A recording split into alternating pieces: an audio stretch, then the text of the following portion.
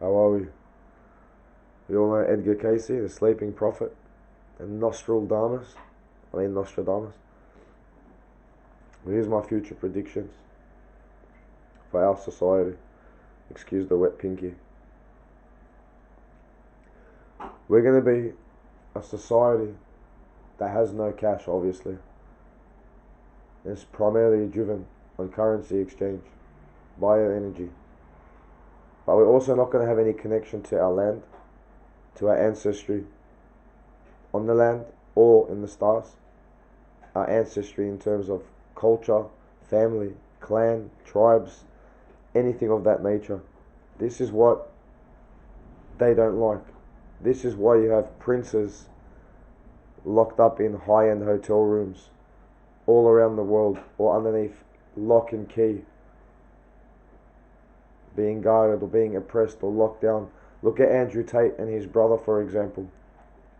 What is it exactly that they could possibly have done wrong to have that much attention from the media and from these high-end law corporate giants? What could they have possibly done other than go against the mainstream? Anyone in the underworld or in the criminal world, as the world on the surface calls it,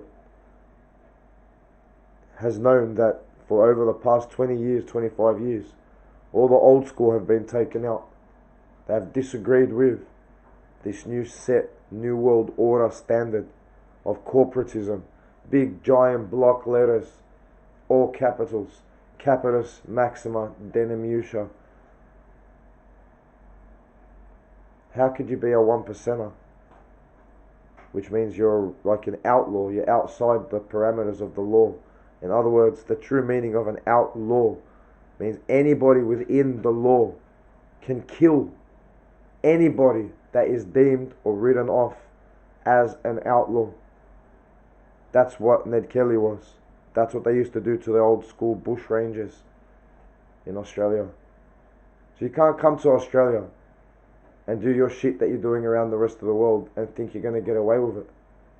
Like you've done in Europe in World War II, farming all those people and harvesting all those people in such a disgusting and grotesque manner.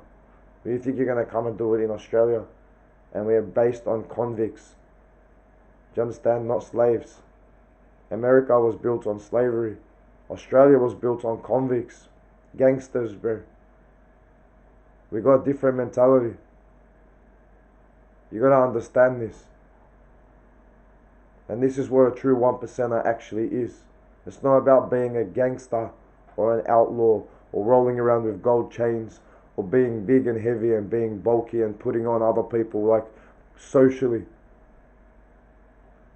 It's about resisting the oppression of these Vaticano Setui KV trust accounts and being sovereign over your temple. That's what it means to being a one percenter. Holy one. What do you got now? Nike bikies? Mercenaries? Hired help? They even get hired by coppers to go and fuck around with people and civilians and whatnot. People that don't have guns, they aren't allowed to own firearms because the law in Australia says you're not allowed to own a firearm until you have a firearm license, a locker. The cops come around and check your fucking house randomly to see if it's locked up and the magazine's out of it and the bullets are not next to it. That's how fucking they got it tight knit. But yet these bikies and these other cunts, they are supposed to be outlaws, are being hired by the law, who's taken our fucking right to fight away from us, and gets these fucking scum who say that they're outlaws, but they're not, bro. They're just itches, bro. That's all that they are. Ops working for the gov. Fucking shit cunts.